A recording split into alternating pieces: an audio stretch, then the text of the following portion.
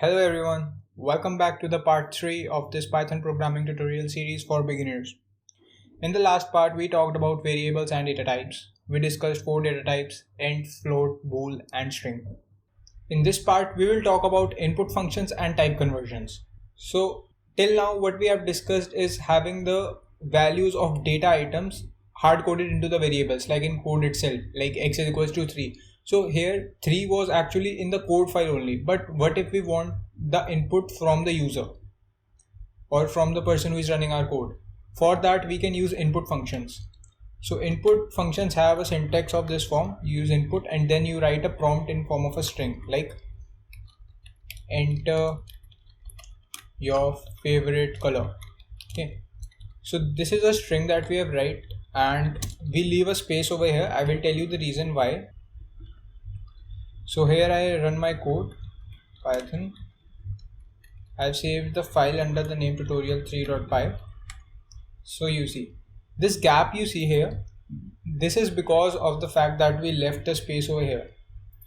If we don't leave a space over here, suppose we do this and then we come out of this function and run it again, so now we don't have any space. So now if I write my favorite color like green, then this does not look good, and that's the reason why we have that thing over there. So you see we just added our color and nothing happened after that because we did not store that color anywhere. To store that we can just assign the value returned by input function. So input function, after showing this prompt which we have written here, it will take the value that is entered from the terminal and store it. And now we are storing it in a variable x. So now if I print variable x,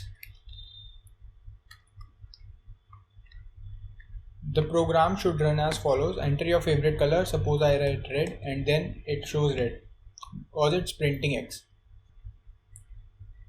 Now this printing x by itself does not look good. We should write some other things also with it. So we can use string concatenation for that. So what that means is I can print something like your favorite color is, then I can close this and I can use a plus sign to add this. So basically plus sign here can add two strings together. Now if you see I print it and I write in as orange, your favorite color is orange. This happens because of this plus sign, and this operation is known as concatenation of two strings. And similarly, if we want, we can basically concatenate a lot of things here. If we want, we can add some things after here like enjoy, and then if you want you can again add an x over here. So these spaces are meant here for a reason, otherwise there won't be any space here. So that's just a point to note. So suppose now I write yellow, so enjoy yellow. So basically you can, with concatenation and plus operator, you can append any number of strings together.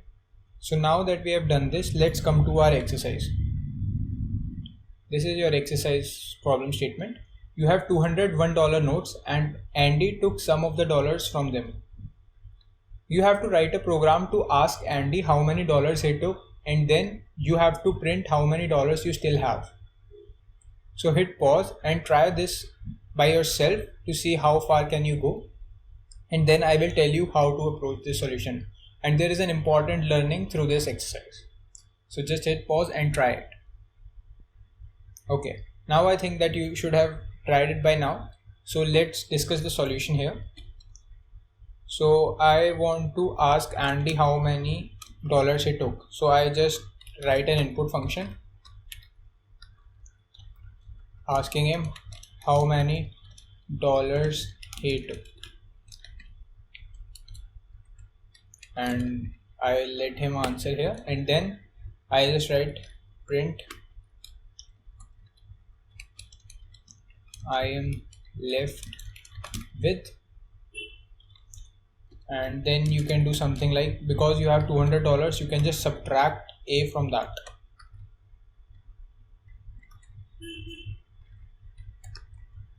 And then you do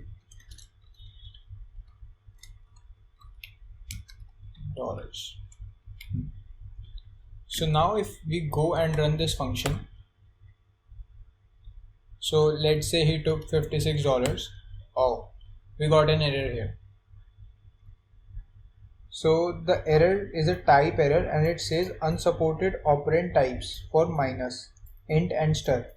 So basically what it's saying here is, we know for sure that 200 is an int here, but it's saying that minus is not supported for int and a string.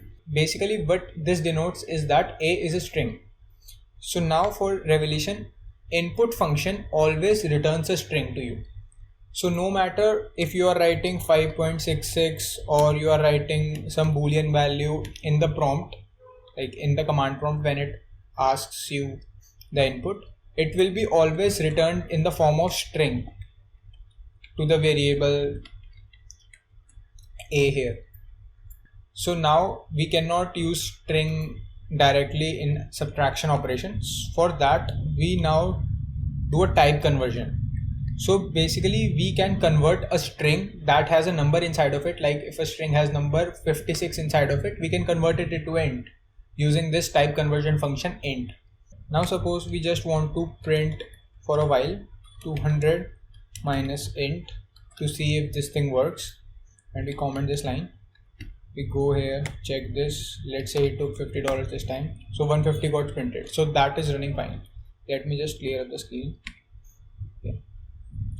Now we run the main line again with concatenation operations. So we run this line,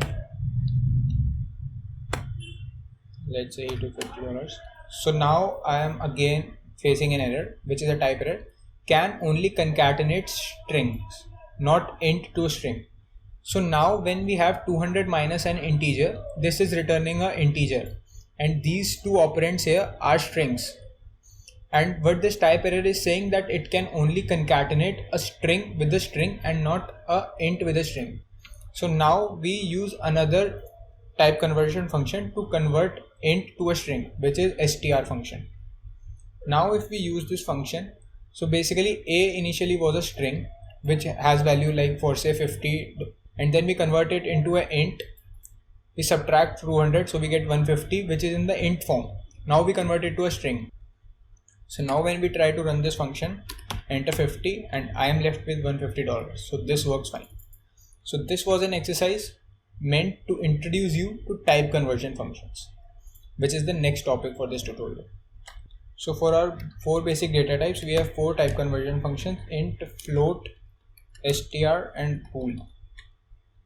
Now important thing to note here is that whatever is the argument, basically whatever we are passing to that function, it should be compatible to it. Suppose if you do int of like a string, this will throw an error because I cannot be converted into an int.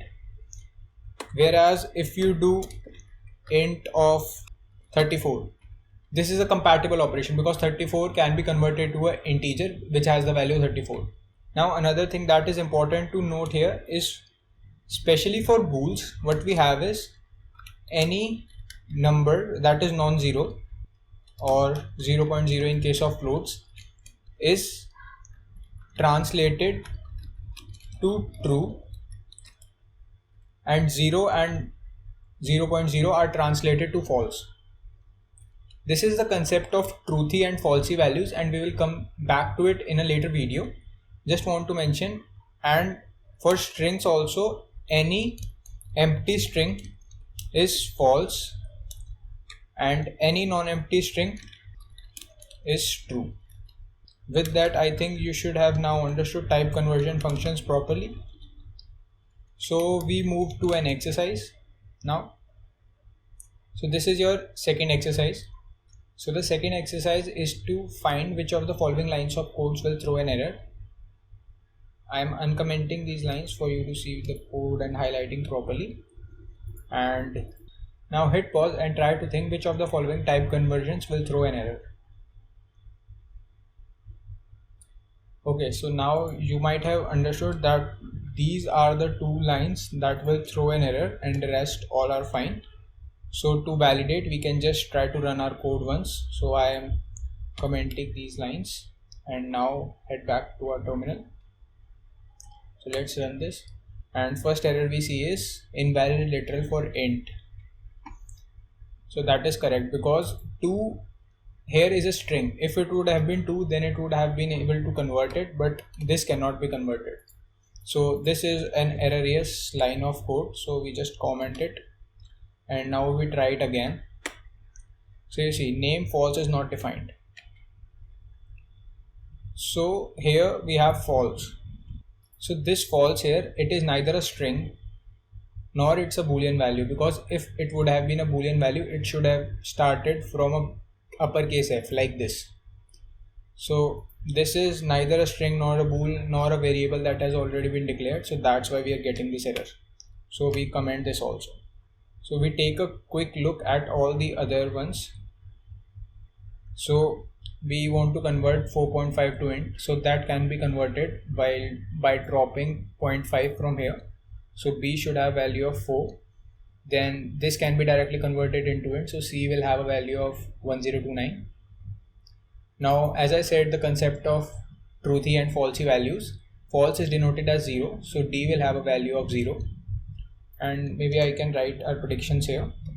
So this should be 4, this should be 1029, this should be 0, this should be, so this is already an int, so int to int is an int conversion, and this should be 2.4 in floats because the string actually resembles a float. This should be 4.0, so in floats there will be a decimal point for sure. True is I wonder what should be here. So I think true is converted to 1, so it should be 1.0, and here we simply have 2.34. For string conversion it will be simply a string.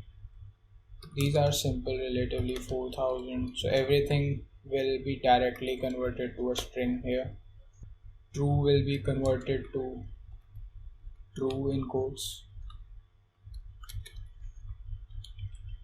For bool, true from a string will be converted to true as in the bool value, and here false, you see this false does not denote the boolean false, as it has a lowercase false, so this denotes a not null string. This comes now from the concept of truthy and falsy values, so this will be also true because it's a not null string. This will be true, and since this is also a non-zero value, this will also be true. So now to print all these values, we simply use a print function. So here it is, I uncomment it. So basically if we want to print multiple values in a print function, we can just write them separated by commas. So here I have written all the ones except for n and a, which were having errors. So we try to print those values here. So we actually got correct values. Now if we want to print them in separate lines each, we can actually pass a argument here with which is a special argument known as separator, and can pass \n. \n means a line break. So after printing each variable, like after printing b, it will take a line break, shift to next line, and then print c, then take a line break, then print d, and so on. So if we see the output, and if we now see the output, yeah, so now we can see them being in this different lines. So now if we want to see it side by side, we can do something of sort. Let me just minimize this so that it comes back to that screen. Okay, so now let's check them with our predictions. So we had 4, 1029, 0, 4, 2.4, 4.0, 1.0, 2.34, hello, 4000, 78.948, true. Then we have true, true, true, true. So these are correct. Some things you might want to experiment here is like, what if we do it false with a bigger F? Will it be false as in from boolean false, or will it be true from the truthy value of string? Let's check this, and we can also check if I pass 0.0 what happens then.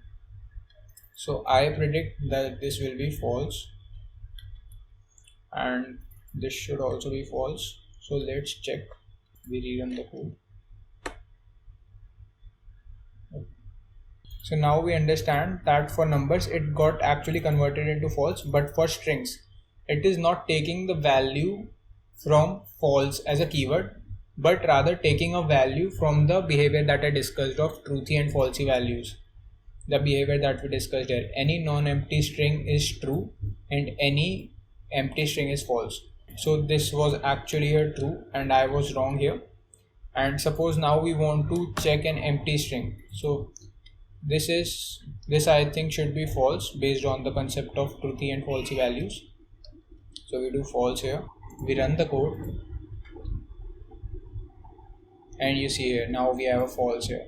So the major learnings are about the type conversion functions that we have. We have 4 type conversion functions for the truthy and falsy properties, that any non-empty string is true, any empty string is false, and any non-zero number is true and any zero number is false. And then we also talked about input functions, prompts, and string concatenation. So that's all for today, guys, and I will post this tutorial file on my GitHub page and will post the link in description box below. So be sure to check it out for your reference, and till then, see ya.